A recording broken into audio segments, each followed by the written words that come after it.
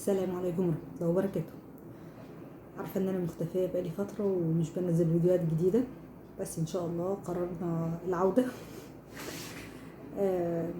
وقررت ان انا اول حاجة ابتدي بيها رحلة الرجوع، هي اكتر حاجة انا بحب اعملها بالتليفون، الا وهي اللكلوك. اللكلوك ده انا عاملاه بلونين اصفر واسود، هو كان اللون الاساسي الاصفر، كان عندي بواقي خيط اسود، فقررت ان انا استوحي الفكرة من النحل وعملته اسود في اصفر. طبعا ينفع يتعمل باي لون تانيين او ينفع يتعمل بلون واحد زي ما انتوا عايزين. مقاس اللكلوك ده ينفع للكبار او هو معمول اصلا للكبار، يعني مقاس ممكن يوصل مثلا لحد 38 39. طريقة عمل اللكلوك ده او اللي احنا محتاجين ايه عشان نعمل لكلوك. محتاجين 3 ابر من اللي هم مدببات الطرفين، 4 ابر، ومحتاجين الابره بتاعه الخياطه اللي بنخيط بيها عند الصوابع، بنقفل بيها اللكلوك.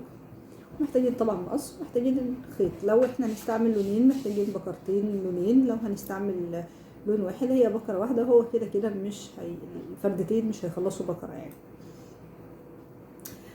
دي بالنسبه للحاجات اللي احنا هنستعملها. او الماتيريال بتاعه اللكلوك، طبعا هنحتاج ورقه وقلم ان احنا نبقى ندون فيها احنا الخطوات بتاعتنا عشان الفردتين يطلعوا زي بعض بالظبط.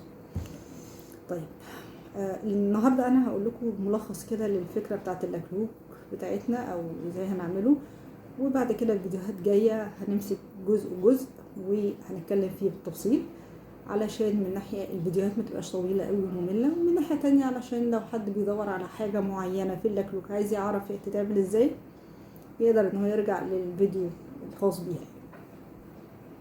اللكلوك ده انا عملته بكسر قطن عدد 8 يعني توتال عدد الغرز 32 على 3 ابر.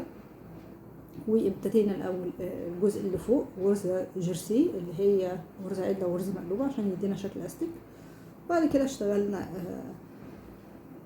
غرزه عدله لحد ما وصلنا للجزء الخاص بالكعب اللي عملناه بطريقه غرزه عين الطائر، اللي هي بتبقى معمولة من صفين. الصف الأولاني غرزة نسلب أو نمرر غرزة، وباقي الصف غرزة مقلوبة، والوش التاني أو الصف التاني غرزة عدل، نمرر غرزة نشتغل بعديها عدلة، نمرر غرزة نشتغل بعديها عدلة.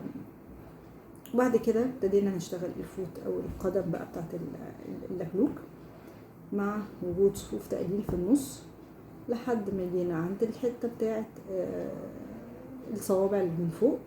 انا عملتها بلون اسود. غير موضوع اللون، هي بيبقى كل صف تقليل فيها لحد ما نوصل اللي احنا عايزينه ونقفل.